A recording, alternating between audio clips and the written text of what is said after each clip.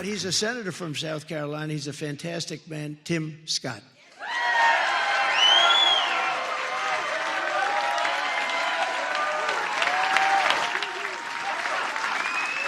Hello, New Hampshire! Oh, yeah. Let me see.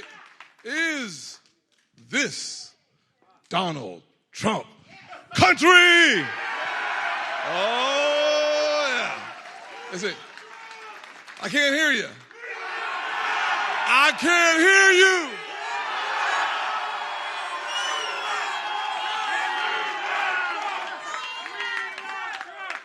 You know, we love you, Coach. Thank you. And that's why I came to the very warm state of New Hampshire to endorse the next president of these United States, President Donald Trump.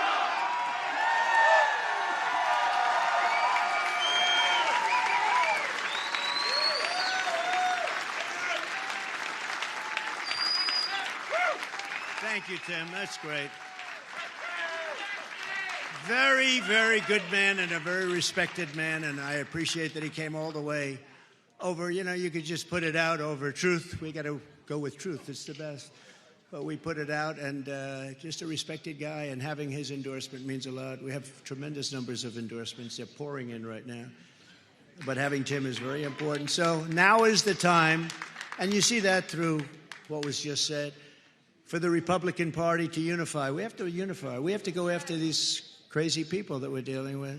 She is not presidential timber. Now, when I say that, that probably means that she's not going to be chosen as the vice president. You know, you can go.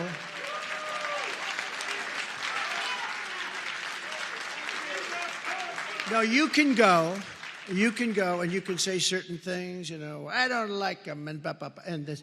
But when you say certain things, it sort of takes them out of play, right? I can't say she's not of the timber to be a vice, and then say, ladies and gentlemen, I'm proud to announce that I've picked. Do you understand? But that's the way it is, okay? I said, you got to get out because margins are important, not because of the people we're running against. Nikki, I don't even talk about DeSantis. Whatever happened to him?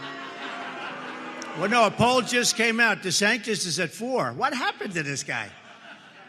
One of the great self-destructions I think I've ever witnessed, Steve. What do you think? And she ain't doing too good either. She's down very low. She's down very low, but we'll finish it off. This could end it. Get the big vote, it ends it. This could end it. We end it. And then we can focus on the worst president. Then we can focus on Biden and his thugs. And with your vote 4 days from now, we're going to win another historic victory in the great state of New Hampshire, and then we're going to defeat crooked Joe Biden, the worst president in the history of our country, and we're going to make America great again. Thank you very much, New Hampshire. Thank you. Go out and vote. God bless you. Thank you. Thank you.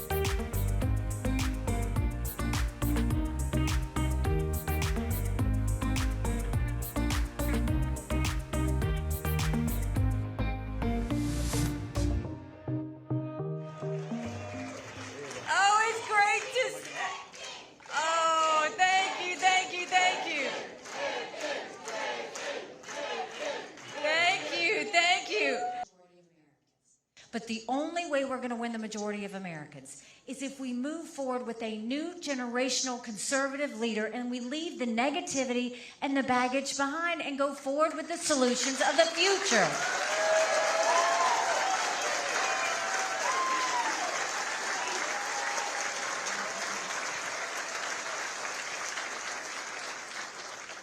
Now, another hard truth. I voted for Donald Trump twice. I was proud to serve America in his administration. I agree with a lot of his policies. But rightly or wrongly, chaos follows him. You know I'm right. Chaos follows him. And we can't have a country in disarray and a world on fire and go through 4 more years of chaos. We won't survive it. More of the same is not just Joe Biden, it's also Donald Trump.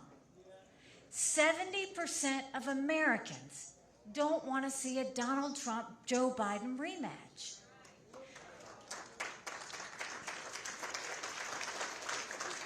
The majority of Americans disapprove of both of them. Look at their numbers, they're tanking. Both of those men have put us trillions of dollars in debt, and they have no vision for how to get us out of it. Both of those men are completely distracted with their own investigations and their own vengeance on people of the past that they refuse to talk about a vision of the future. We can't keep living like this, and you feel it. The reason I'm running, I want my kids to live like this. The division and the hatred and all of that. And you know what it comes down to? Joe Biden and Donald Trump are doing the same thing to all of us. They think a leader...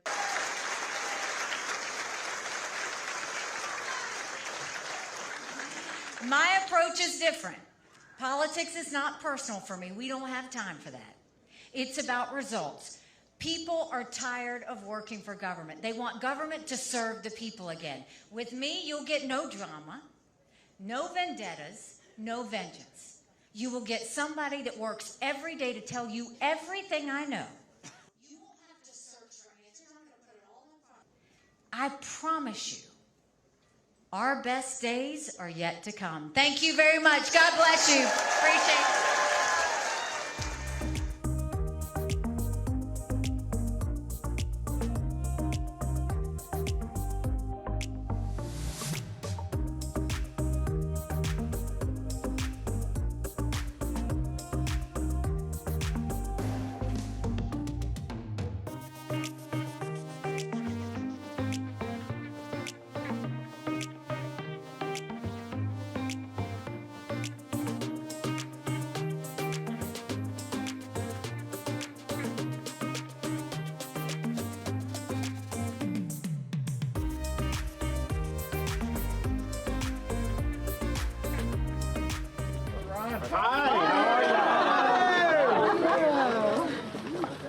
Well, it's a little chilly, not as chilly as Iowa, but it's definitely colder than Florida was. Look, I'm not a political prognosticator. Here's the deal. Republican voters, we saw in Iowa, half wanted him, half didn't, roughly. The turnout was abysmal. There's terrible enthusiasm right now based off that result. We'll see what happens here. And I think it's because you have some folks on our side who don't want to do the Trump thing again. And they checked out. And they checked out of the caucus. These were folks we were courting to be able to come out. And they didn't, because I think they bought into the idea of the inevitability. And so it's not that it was a weak result to win the caucus. It's a question of what does that portend for November and how the Republican base is going to be energized or not energized. We know the Democrats probably wouldn't be energized with Biden in the absence of a Trump nomination. I think that they would have trouble with turnout. But I think we also know that if Trump's the candidate, I think you're going to see big-time uptick in Democrat enthusiasm, and I think it's going to give them an advantage. All right, guys, I'm going to check out. Thank you.